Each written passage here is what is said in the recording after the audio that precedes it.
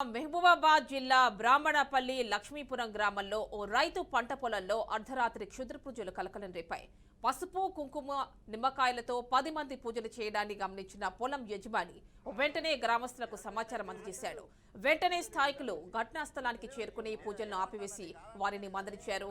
దీంతో పుట్టమన్ను తీసుకువెళ్లి పూజ చేయడం తమ ఆచారమని, క్షుద్ర పూజలు చేయట్లేదని వారు తెలిపారు. అమావాస్య రోజు కావడంతో క్షుద్ర పూజల కోసమే వచ్చారని గ్రామస్తులు ఆరోపించారు. గ్రామ పెద్దల సమక్షంలోనూ క్షుద్ర పూజల కోసం కాదు, తమ ఇంట్లో దేవుడిని పెట్టుకోవడం కోసం పుట్టమట్టి కోసం వచ్చామని వారు వివరించారు. ఒక మాట చెప్తా అయిపోయి మోటార్ పెడదామని వచ్చేసరికి ఎవరో మనకేం తెలుసు, మీరైనా మేమే అంటే అయిపోవు కదా.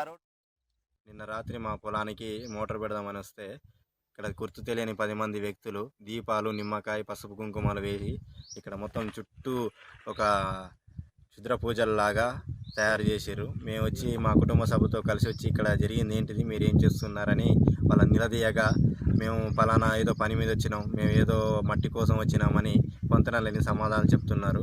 సరే, మీరు ఇప్పుడు ఇక్కడ చెప్పుడు కాదు, రేపు పొద్దున 10 మంది సమక్షంలో మాకు అసలు మా చిలకకి ఎందుకు వచ్చిర్రు, ఈ మట్టి తీసుకుపోవడాలేంది, ఇవన్నీ క్షుద్ర పూజలు చేసినట్టు ఈ తెలియని వ్యక్తులు, బయట ప్రాంతాల వ్యక్తులు వచ్చి ఇదంతా ఏంటిది ఊర్లో, అసలుకే ఇప్పుడు ఇవాళ రేపు పరిస్థితులు బాగాలేవు, అనుమానాలు, ఏదో పూజలని, ఏంది మీరు చేసిన పని అంటే వాళ్ళు మేము మట్టి కోసం వచ్చినాం, మీకు చెప్పకుండా రావడం మాదే పొరపాటు అని వాళ్ళు పెద్ద మనుషుల సమక్షంలో ఒప్పుకున్నారు.